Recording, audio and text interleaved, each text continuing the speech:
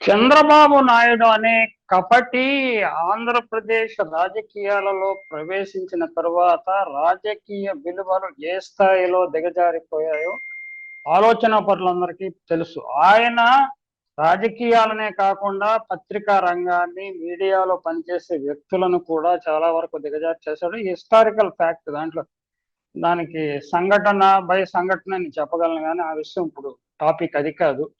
ఇప్పుడు చంద్రబాబు నాయుడు కనుసన్నల్లో నడుస్తున్న ఈనాడు పత్రిక, రామోజీరావు గారు జీవించున్నప్పుడు ఈనాడు పత్రిక కనీసం రామోజీరావు గారి కనుసన్నల్లో నడుస్తున్నది, చంద్రబాబుకు సహాయం చేస్తున్నది అని అనుకునేవాళ్ళం. కానీ ఇప్పుడు చంద్రబాబు కనుసన్నల్లోనే ఈనాడు పత్రిక నడుస్తున్నదని ఖచ్చితంగా చెప్పవచ్చు.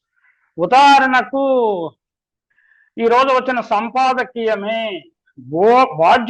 బాధ్యులను బోనెక్కించాల్సిందే. తిరుపతి లడ్డు కలుషితం అవ్వటానికి కారణమైన వారిని బాధ్యులను బోనెక్కించాల్సిందే అని సంపాదకీయం రాశారు. అది అంటే ధర్మాగ్రహం అయితే ఖచ్చితంగా సంతోషించాలి, కానీ అది రాజకీయ ఆగ్రహం. చంద్రబాబు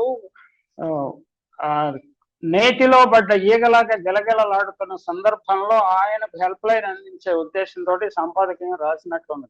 సంపాదకీయం రాసిన వ్యక్తికి రాజకీయ ఇంగితం కానీ నైతికత కానీ ఏమాత్రం లేదనేది మనకు అర్థమవుతుంది. ఆయన ఏం రాశారు చూద్దాం, అంటే మొత్తం చదవడం సాధ్యం కాదు, కానీ అక్కడక్కడ శ్రీ వెంకటేశ్వరి లడ్డుకు సంబంధించిన కఠోర వాస్తవాలు వెలుగు చూడటం యావత్ భారతాన్ని తీవ్ర దిగ్భ్రాంతికి గురి చేసింది.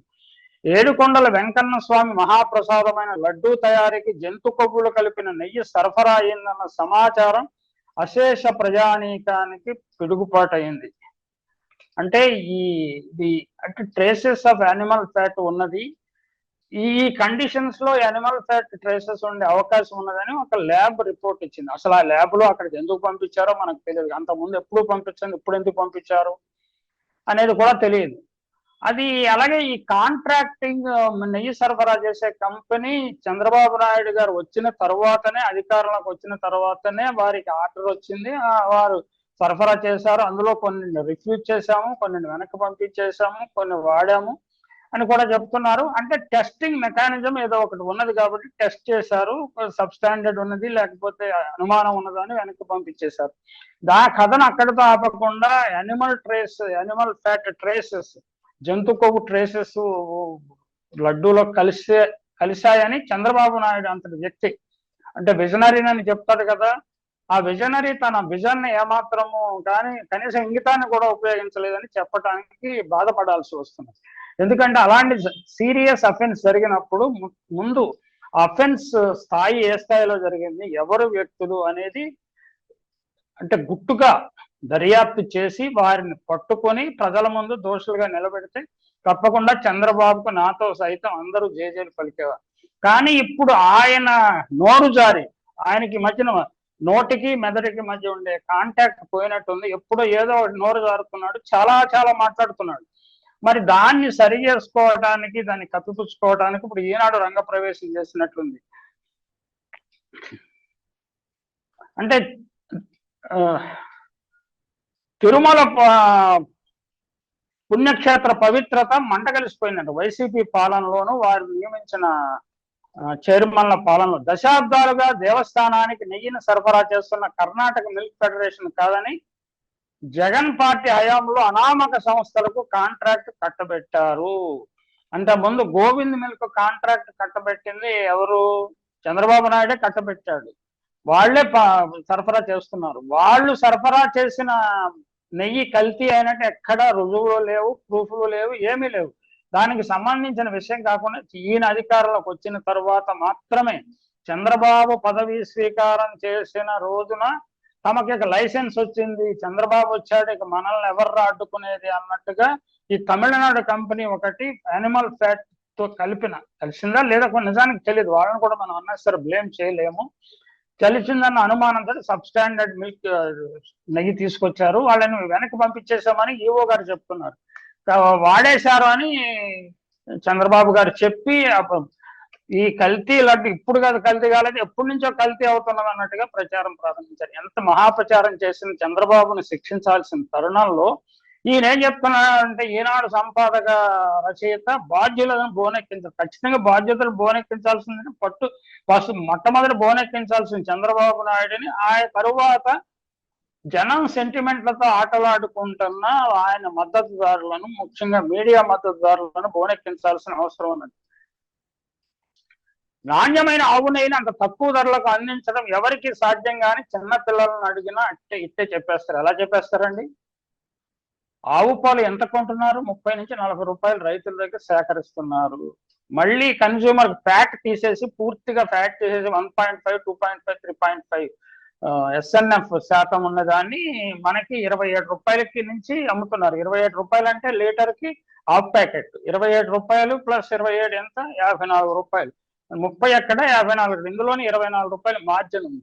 అందులో ఫ్యాట్ తీసేసిన వెన్న, ఆ వెన్న తయారు చేసి దాని నుంచి నెయ్యి తయారు చేస్తారు కదా, అందులో ఎంత మార్జిన్ వస్తుంది అంటే 20, 30, 25 లీటర్లు, 30 లీటర్లు అనుకోండి. 30 లీటర్లు తీసుకున్న మార్జిన్ అదొక 350 రూపాయలుగా 400కి అమ్మారు. అక్కడ కూడా మార్జిన్ వస్తుంది కదా.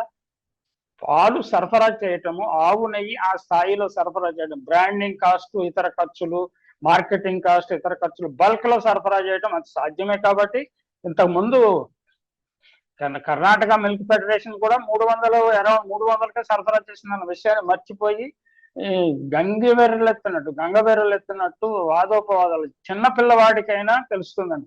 పెద్దవాళ్ళు, సంపాదక రచయితల వాళ్ళకే తెలియలేదని స్పష్టం అవుతోంది. దీన్ని బట్టి ఆ స్థాయిలో ఆ స్థాయి ధరకు 400, 350 అంటే ఇప్పుడు సేకరణ ధర కొంచెం పెరుగుతుంది కాబట్టి సహజంగానే కొంచెం పెరగాల్సి ఉంటుంది. అది చిన్న పిల్లవాడిని అడిగినా ఇట్టే చెప్పేస్తాడు. ఏ చిన్న పిల్లవాడు చెప్తాడు? అసలు సంపాదకులు వారి కుమారుని అడగండి, పాలు ఎక్కడి నుంచి వస్తున్నారో బాబు అంటే ప్యాకెట్ నుంచి వస్తాయని చెప్తాడు. అంత అజ్ఞానంలో మన సమాజం పడిపోయింది, దురదృష్టము. అలాగే సంపాదక రచయితలు కూడా ఇంతే దరిద్ర స్థాయికి వాళ్ళ స్థాయిని దిగదార్చుకోవడం దురదృష్టం. ఇంకా చాలా రాశారు. స్వామివారి ప్రసాదాలు, లడ్డు, అన్న ప్రసాదాలు నాణ్యత పెంచేందుకు అక్కడ ల్యాబ్స్ ను పటిష్టపరిచామని 4 రోజుల క్రితం మహా గొప్పగా సెలవిచ్చారు ఆయన. 2023 జూన్, జూలై నెలలో కేంద్ర హోంశాఖ బృందం తిరుమలలో అధ్యయనం చేసి ఒక నివేదిక, దాన్ని పరిశీలిస్తే జగన్ పచ్చి బూటకాల రాయుడు వెంగమాంబ అన్నదాన సత్రం వడ్డిస్తున్న ఆహారంలో శుభ్రత, నాణ్యత లేవని. అసలు ఈ హోంశాఖ నిపుణుల బృందం ఎందుకు వచ్చింది? అలాగే స్వామివారి ప్రసాదాలు, లడ్డు, అన్న నాణ్యతను పెంచేందుకు ల్యాబ్స్ పరీక్ష నిర్వహించడం జరగటం లేదా? గత 5 దశాబ్దాలుగా జరగటం లేదా? అలాగే నిపుణుల బృందము, హోంశాఖ నిపుణుల బృందం వచ్చిందా? వస్తే ఏ నివేదికను? నువ్వు NDDB నివేదికను వదిలేసేసి వారి ఆధ్వర్యంలో నడిచే ప్రయోగశాల నాణ్యత, అది సమయము, సందర్భము, అది ఇచ్చిన రిపోర్టు, శాస్త్రీయత, వీటిలన్నీ వదిలేసి ఇప్పుడు కేంద్ర హోంశాఖ నిపుణుల బృందం గురించి మాట్లాడుతున్నాడు. అంటే దాన్ని బట్టే మనం అర్థం చేసుకోవచ్చు. శ్రీవారి లడ్డూను రాగితో, పంది కొవ్వుతో, చేప నూనెలతో, బంగారాన్ని పోల్చితే దుస్సాహానికి పాల్పడ్డారు. పాపం ఆ పొన్నవోలు సుధాకర్ రెడ్డి గారు ప్రజలకు బాగా అర్థం అవుతున్న ఉద్దేశంతో నెయ్యి ఖర్చు తక్కువ, కేజీ నెయ్యి ఖర్చు తక్కువ, కేజీ పంది అంటే పిగ్ ఆయిల్ ధర ఎక్కువగా ఉంది, 1400 ఉంది, ఇది 400 ఉంది. దాంట్లోది విలువైన దాన్ని దీంట్లో ఎందుకు కలుపుతారు, నెయ్యిలో ఎందుకు కలుపుతారు అని ప్రజలకు బాగా అర్థం అవుతుందనే ఉద్దేశంతో ఒక పోలిక తీసుకొచ్చేటప్పుడు ఎవరైనా రాగిని బంగారంలో కల్తీ చేస్తారు కానీ బంగారాన్ని తీసుకొచ్చి రాగిలో కల్తీ చేస్తారా, రాగి బిందెలో బంగారం పెడతారా అని ప్రశ్నించాడు. దానికి ఈ సంపాదక మహాశైల వారు ఈకకు ఈక, తోకకు తోక, పీకి నికృష్టమైన, ఇదే పదాన్ని వాడదలుచుకుని, నికృష్టమైన సంపాదకీయ స్థాయికి దిగజార్చేశారు. ఈనాడు సంపాదకీయాలకు ఒకప్పుడు మంచి ప్రమాణాలు ఉండేవి, మంచి స్థాయి ఉండేది. ఆ స్థాయి నుంచి ఈ స్థాయికి దిగజారిపోవటము, అదే ఆకాశంబున నుండి శంభుని శిరంబంది అందుండి అని మనం గంగానది మురిక్కుంటలో కలిసిపోయినట్టుగా ఉంది కదా. అలాగే మీ సంపాదకీయాల స్థాయి కూడా మురిక్కుంట స్థాయికి వచ్చేసిందని చెప్పడానికి నేను చాలా బాధపడుతున్నాను. అక్కడ నేను దాదాపు 10 సంవత్సరాలు రామోజీరావు గారి చాలా సన్నిహితంగా పనిచేసి ఉన్నాను కాబట్టి నా మనసు నిజానికి బాధ చెందుతుంది. ఇది కోపంతో చెప్పట్లేదు, బాధతో చెప్తాను. ఇంకా ఏం చెప్తారో చూడండి. విజిలెన్స్ అండ్ ఎన్ఫోర్స్మెంట్ విభాగం పరిశీలనలో బట్టబయలైనట్టు తెలుస్తోంది. బట్టబయలనని ఒక స్థిరం కాకుండానే సంపాదకీయం రాస్తూ తెలుస్తోంది, ఏదైనా తెలుస్తోంది. ఇప్పుడు ఈనాడులో ఏదో ఏదో తెలుస్తుంది, వాళ్ళ సంపాదకుడికి ఏదో అయ్యింది అని మనం చెప్పచ్చు. అది తెలియటం, అది సంపాదక విలువలు ఈ స్థాయికి తెలుస్తోంది. స్పెక్యులేషన్ మీద సంపాదకీయాలు రాయటం అనేది తప్పు అని మేము జర్నలిజం పాఠాలు నేర్చుకున్నాం, పాఠాలు చెప్పాం. కానీ ఇప్పుడు ఆ స్థాయికి వచ్చేసింది, దురదృష్టం. జగన్ ఏలుబడిలో ఇక అంటే తిరుపతి లడ్డు వ్యవహారం మాట్లాడితే విరుక్కుపోతున్నామని వాడికి అర్థమైనట్టుంది. తిరుపతి జగన్ ఏలుబడిలో చివరి 6 నెలల్లో తిదేదే నిధులతో తిరుమల తిరుపతిలో 1400 కోట్ల విలువైన టెండర్లు పిలవటం కనుక గూడుపుట్రాన్ని ఉందట. అంటే చంద్రబాబు నాయుడు గారు అలా ఉంచండి. అసలు అంటే తిరుమల తిరుపతి దేవస్థానంలో నిర్ణయాలన్నీ ఈవోఏ తీసుకుంటాడు, మా నాన్నగారికి ఏం సంబంధం లేదు, ముఖ్యమంత్రి గారు చంద్రబాబు నాయుడు గారికి సంబంధం లేదని లోకేష్ బాబు అన్నాడు కదా. మరి ఈ విషయంలో జగన్ ప్రభుత్వానికి ఎట్లా? అలాగే అసలు ఆ టెండర్లు ఏమిటి, ఆ టెండర్ల కుంభకోణం ఏమిటి? అందులోనూ అంటే మనకి పోలవరంలో సాక్షాత్తు ఈనాడు ప్రస్తుత యజమాని వియ్యంకుడే ఒక తీసుకున్నాడు కదా నవయుగ. ఆయన ఏ స్థాయిలో దాన్ని నిర్మించాడు, ఏ స్థాయిలో నిర్వాహకం చేశాడనేది తెలుసు కదా. కల్తీ నెయ్యితో పాటు ఇతర అక్రమాలు, కల్తీ నెయ్యి పాటుతో కాదు, కల్తీ నెయ్యి ఎలాగ ఇరుక్కుపోతారు కాబట్టి ఇతర అక్రమాలు, అధికార దుర్వినియోగంపై విచారణకు ప్రత్యేక దర్యాప్తు బృందాన్ని సిట్ను నియమిస్తున్నట్టు ఏపీ చంద్రబాబు ప్రకటించారు. ఈ సిట్ అంటే SIT SIT, special investigation team. కానీ ఇది Chandrababu investigation SIT, CIT SIT గా మారిపోయింది. ఆ వేసిన అధికారి మీద కూడా ఎంత విశ్వసనీయత ఉన్నదా, ఎంతైనా విశ్వసనీయత ఉన్నదా? అతను ఎన్నికల సమయంలో సర్వశ్రేష్ఠ త్రిపాఠి. ఆయన ఎన్నికల సమయంలోనే అనేక అవకతవకలు పాల్పడినట్లు, వైసీపీ ప్రభుత్వానికి వ్యతిరేకంగా పనిచేసినట్లు, స్థానిక వైసీపీ నాయకులను అణచివేయడానికి తన అధికారాన్ని దుర్వినియోగం చేసినట్లు ఆరోపణలో ఉన్న వ్యక్తిని సిట్ అధికారిగా నియమిస్తే ఏం రిపోర్ట్ వస్తుందో అందరికీ తెలుసు కదా. మనకి గోదావరి పుష్కరాల సమయంలో మాజీ జడ్జిని నియమించినప్పుడు ఏం నివేదిక ఇచ్చాడో తెలుసు కదా. అక్కడ 29 మంది మరణించడానికి చంద్రబాబు కారణం కాదు, అక్కడ చేసిన షూటింగ్ కారణం కాదు, అక్కడ పోలీస్ యంత్రాంగం వైఫల్యం లేదు, దానికి పూర్తిగా కారణము ప్రవచకులు, మీడియా, జనమే కారణము. ఇప్పుడు సిట్ కూడా అలాంటి నివేదిక వస్తుందేమో చూడాలి. ఇక్కడ ఈ సందర్భంగా ఒక సీనియర్ పాత్రికేయులు తెంపల్లి వేణుగోపాలరావు గారు రాసిన వ్యాసాన్ని కూడా మనం ప్రస్తావించుకోవాలి. ఆయన చాలా చక్కని ఆయన అభిప్రాయాన్ని వ్యక్తం చేశారు. అబద్ధం ఆడదలుచుకున్న వాడికి జ్ఞాపక శక్తి దండిగా ఉండాలి. ఆ పని ఒక ముఠాగా చేయదలుచుకుంటే జ్ఞాపక శక్తితో పాటు ఆ ముఠా సభ్యుల మధ్య సమన్వయం ఉండాలి.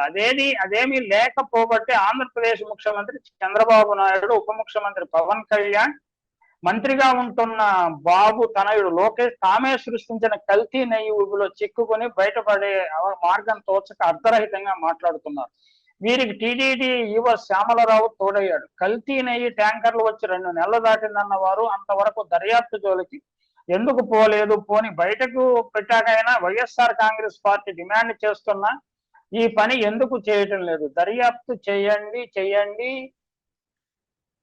కేంద్ర స్థాయి సంస్థలతోనన్నా లేకపోతే సుప్రీం కోర్టు ఆధ్వర్యంలోనన్నా దర్యాప్తు చేయాలని కోరుతున్నారు. అదంటే రాష్ట్ర ప్రభుత్వ ఆదాయంలోనే సిట్ని ఏర్పాటు చేశారు డిమాండ్లు పెరగటంతో. అలాగే ఈ సందర్భంగా మరో మాట కూడా చెప్పారు. తన కుట్రలో ప్రజలందరినీ భాగస్వాములు చేయగల నేర్పరి తను చంద్రబాబు కనుక పాలించే యోగ్యత ఆయనకు మాత్రమే ఉంటుందని ప్రఖ్యాత రచయిత కేఎన్వై పతంజలి ఒకప్పుడు వ్యంగ్యంగా అన్న విషయాన్ని కూడా ప్రస్తావించారు.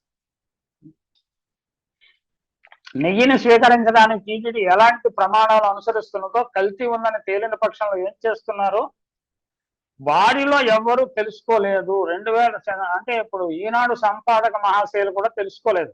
కల్తీ ఉందని తేలిన పక్షంలో ఏం చేస్తున్నారో వారిలో ఎవరు తెలుసుకోలేదు. 2014-19 మధ్య 14 సార్లు, 2019-24 మధ్య 18 సార్లు వెనక్కి పంపినప్పుడు ఇప్పటి మాదిరే టెస్టింగ్ ల్యాబొరేటరీ పంపారా అని అడగలేదు. అసలు కల్తీ నెయ్యి ట్యాంకర్లు ఎప్పుడు వచ్చాయి, వాటిని తిప్పి పంపారా, లడ్డూలో వాడటానికి కొండపై గల గొడవనికి పంపారా అని ఆరా తీయలేదు.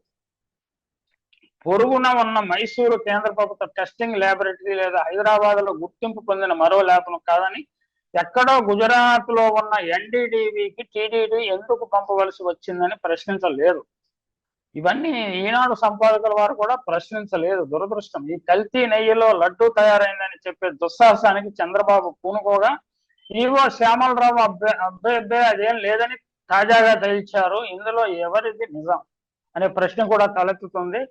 ఈ సందర్భంగా బీజేపీ కూడా ఒకటి గ్రహించాలి. టీడీపీని హైజాక్ చేసి అధికారాన్ని గుంజుకోవడంతో చంద్రబాబు అధికార ప్రస్థానం మొదలైంది కనుక ఆయన ప్రతిష్టకు ఇప్పుడు కొత్తగా భంగం వాటిల్లేదు, ఏమీ లేదు. ఎటొచ్చి బీజేపీకి ఇది ప్రాణాంతకం అవుతుంది. దుర్బుద్ధితో సెంటిమెంట్ రెచ్చగొట్టాలని చూస్తే భక్త కోటి క్షమించదు.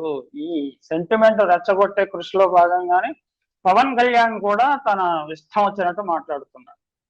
ఇది అంటే మీడియా ఈ స్థాయికి దిగజారిపోతుందని మాత్రం నేను ఊహించలేదు. Very unfortunate situation for Telugu people.